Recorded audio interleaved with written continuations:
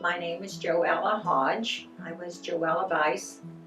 I attended a one-room schoolhouse all 8 years before I went into the local high school. I went to Hallville and to Kirk. This is Miss Briggs.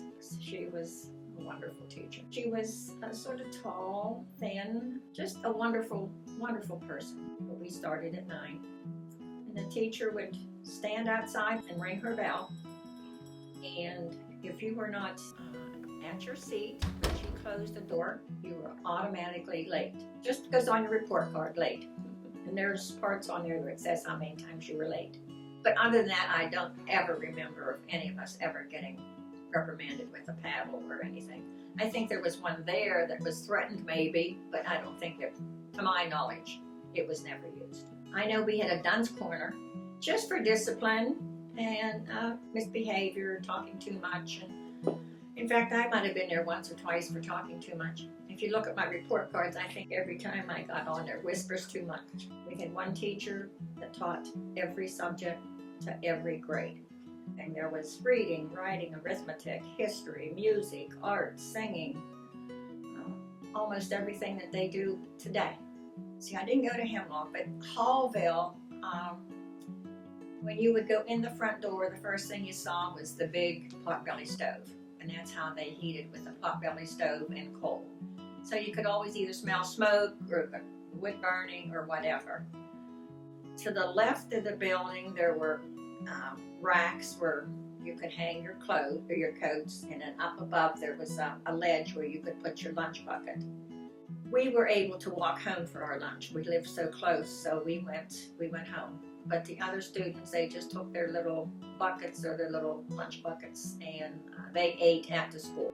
In the corner is where they had the water crock, and then beside it they had a big pail of water with a dipper, which was to wash your hands or whatever. And then you would go down both sides on the sides, and it was just all windows. Across the back of it was the blackboard. We had recess, and we played the ordinary games. We played baseball in the front yard. We played Red Rover. We played Andy Over. We played tag. So we just did, most of us lived right in the area there in Hallville. There were several that, had to walk a couple miles. Rose City was all separate. They had all their own separate schools. And then all the townships still had all of their schools. I mean, there's, I think, 10 different ones in the townships. All 6 of us went, my older sister and brother and I, to the local one-room school. The last one did not. By that time, they were all consolidated and everybody went into the local school. I honestly don't know why they did it. We used to have so much fun in Hallville. We really did.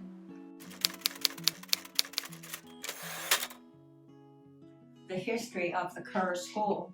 Kerr School was closed for business in 1954.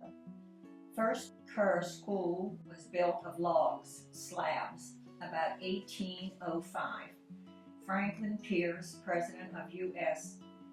A wooden school built about 1868. The brick school, which was still the last one, was built in 1888. It cost $914 to build. Captain John Kerr of the Revolutionary War was a surveyor working for the government. He applied for the land grant and for the school in 1802.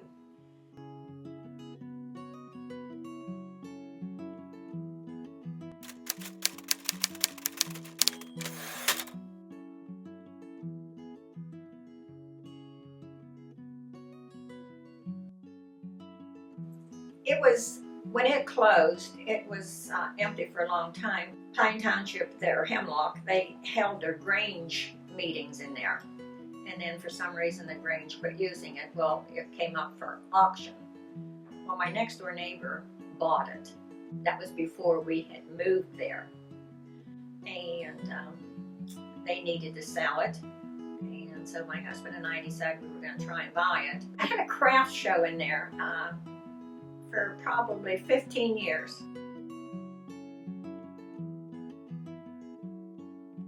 And and we kept it up until like 3 years ago when I finally had to let it go. Well, it's been years since we carved our names on a clock tower door before everything changed. We were big eyes.